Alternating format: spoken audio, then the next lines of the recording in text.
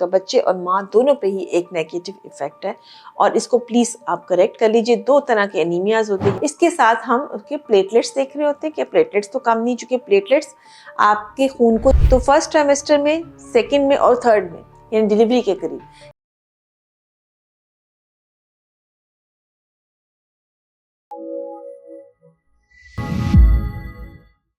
अस्सलाम वालेकुम। मैं इस वीडियो में बात करेंगे कि हमल के दौरान हमें कौन कौन से टेस्ट हैं जो कि करवाने चाहिए। ये बिल्कुल नॉर्मल कपल्स के लिए हम बात कर रहे हैं जो नॉर्मल प्रेगनेंसी गुजार रहे होते हैं कि हमें कौन से टेस्ट कब कब करवाने चाहिए। सबसे इम्पॉर्टेंट बात है कि हमने ब्लड टेस्ट होते हैं, यूरिन का टेस्ट होता है और फिर उसके अलावा अल्ट्रासाउंड होते हैं जो कि एक रूटीन प्रेगनेंसी में हम करवा रहे होते हैं। जहाँ तक अल्ट्रासाउंड का ताल्लुक है तो 3 अल्ट्रासाउंड जो हैं वो ज़रूरी समझे जाते हैं, जिसमें से नंबर 1 तो वो है जो कि फर्स्ट ट्राइमेस्टर में करवाया जाता है, जिसे कहते हैं डेटिंग स्कैन। डेटिंग स्कैन की इसलिए वैल्यू भी ज़्यादा है कि ऐसे आपको एक तो प्रेगनेंसी का पता चल जाता है कि आपकी प्रेगनेंसी कितनी देर से स्टार्ट हुई, ये भी पता चल जाता है कि प्रेगनेंसी सिंगल है या ट्विंस हैं या इसके अलावा, और उसके अलावा बच्चे की हार्ट बीट वगैरह, ग्रोथ वगैरह कंफर्म हो जाती है। दूसरा अल्ट्रासाउंड एनोमली स्कैन होता है जो यूजुअली 20 से 22 वीक्स के दरमियान करवाया जाता है, यानी 5वें महीने या 6ठे महीने के शुरू में करवाया जाता है। और ये एक बहुत इंपॉर्टेंट स्कैन है। ये बहुत डिटेल्ड सर्वे होता है बच्चे का, जिसमें ये देखा जाता है कि बच्चे की बनावट ठीक है और इसमें कोई प्रॉब्लम नहीं, और इसको एक एक्सपर्ट जो रेडियोलॉजिस्ट है वो ही करता है।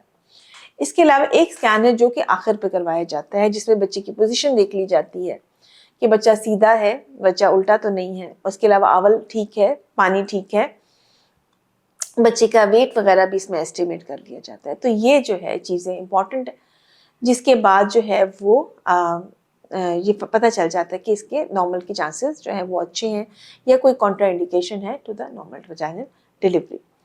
अच्छा, इसके अलावा जो है जो टेस्ट, ब्लड टेस्ट हम रिकमेंड करते हैं, वो भी हम अगर देखें तो सबसे जो इम्पोर्टेंट टेस्ट मुझे लगता है वो एक तो ब्लड ग्रुप है आपका, कि अगर आपका ब्लड ग्रुप जो है वो पॉजिटिव है कि नेगेटिव है, हमें ये पता होना चाहिए। सेकेंडली, अगर आपको ब्लड की ज़रूरत पड़ती है तो अगर ब्लड ग्रुप का पता होगा ही तो ही आप अपने ब्लड का डोनर्स वगैरह अरेंज कर सकते हैं। ये बड़ी इंपॉर्टेंट बात है कि आपको अपना ब्लड ग्रुप पता हो, आपको पता हो कि आपका ब्लड ग्रुप नेगेटिव है या पॉजिटिव है।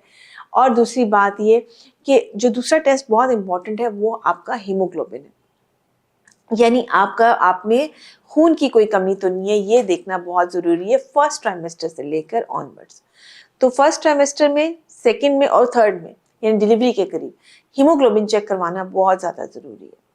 और इसके लिए हम सीबीसी का टेस्ट करवाते हैं। सीबीसी का जब हम टेस्ट करवाते हैं और हीमोग्लोबिन देखते हैं, इसके साथ हम उसके प्लेटलेट्स देख रहे होते हैं कि प्लेटलेट्स तो कम नहीं, चूँकि प्लेटलेट्स आपके खून को जमाते हैं, ठीक है। और अगर खून में जमेगा नहीं और इसमें कह लें क्लॉट करने की फैसिलिटी वो नहीं रहेगी, सलाहियत नहीं रहेगी, तो बहुत ज़्यादा ब्लीडिंग होने का डर है, प्रेगनेंसी से पहले भी और ड्यूरिंग डिलीवरी भी। ठीक हो गया। इसमें जो है ये बहुत इंपॉर्टेंट है कि जब हम सीबीसी का टेस्ट करवाते हैं तो हीमोग्लोबिन और प्लेटलेट्स देख लेते हैं, और इसको भी ट्राइमेस्टर वाइज हमने कहते हैं कि ज़रूरी है।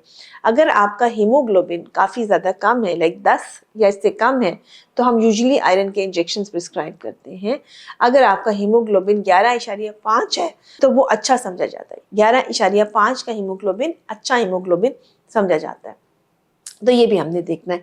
अगर खून की कमी है तो उसका बच्चे और माँ दोनों पे ही एक नेगेटिव इफेक्ट है, और इसको प्लीज़ आप करेक्ट कर लीजिए। 2 तरह के एनीमियाज होते हैं, यूजुअली आयरन की होती है या आयरन डेफिशिएंसी हो सकती है, या फिर थैलासीमियाज भी हो सकते हैं, और जब हम इन्हें डिटेल इवैल्यूएशन करवाते हैं तो हमें पता लग जाता है। इसके अलावा जो रूटीन टेस्ट में आपकी हेपेटाइटिस बी और सी की और HIV की स्क्रीनिंग शामिल है, और इसके अलावा यूरिन का टेस्ट शामिल है, जिसमें हम देख लेते हैं कि यूरिन में कोई इन्फेक्शंस वगैरह तो नहीं है, यूरिन में प्रोटीन्स तो नहीं है, और इससे हमें यूरिन से हमें काफ़ी, यूरिन की रिपोर्ट से हमें काफ़ी इन्फॉर्मेशन मिल जाती है। जो लास्ट टेस्ट है जो कि बहुत इंपॉर्टेंट है, वो आपकी ब्लड शुगर लेवल्स है। एक तो शुरू में हम स्क्रीन के तौर पे देखते हैं कि क्या पेशेंट ऑलरेडी डायबिटिक तो नहीं है, और उसने चूंकि टेस्ट ना कराया और उसको पता ना हो कि उसको शुगर है, और वो जब वो टेस्ट कराते हैं तो शुरू में पता लग जाता है। लेकिन अमूमन पेशेंट शुरू में डायबिटिक नहीं होते हैं, उनको शुरू में शुगर्स नहीं होती। शुगर जो है वो यूजुअली 7th-8th मंथ के बाद ही स्टार्ट हो रही होती है। तो उस वक्त जो टेस्ट करवाए जाते हैं वो ग्लूकोज टॉलरेंस टेस्ट है, जो कि 28 वीक्स में यानी 7 मंथ में करवाया जाता है। और अगर आपने वो नहीं किया है तो घर में अगर आपके ग्लूकोमीटर मौजूद है तो आप अपने फास्टिंग लेवल और खाने के 1 घंटे के बाद लेवल्स चेक कर सकते हैं। फास्टिंग अगर 90 से नीचे है तो आप सेफ हैं, और खाने के 1 घंटे के बाद अगर 140 से नीचे आता है तो मज़ीद उसको चेक करने की बार-बार ज़रूरत नहीं है। हाँ, ये ज़रूरत है कि आपने 7th मंथ में चेक किया तो आप 8th में भी चेक कर लें और आप 9th में भी चेक कर लीजिए ताकि पता चल जाए, क्योंकि शुगर हमारे यहाँ बहुत ज़्यादा कॉमन है और अक्सर पेशेंट्स में आती भी है और इसके बहुत नेगेटिव इफ़ेक्ट्स भी। तो ये कुछ बेसिक इन्वेस्टिगेशंस हैं जो हम पेशेंट्स को रिकमेंड करते हैं एक नॉर्मल प्रेगनेंसी के दौरान, और ये साथ-साथ इसलिए करवाई जाती हैं कि जैसे-जैसे प्रॉब्लम्स पता चलती है उसको उस तरह से ही ट्रीट कर लिया जाए। तो बहुत सारा ख्याल रखिए और दुआ में याद रखिए।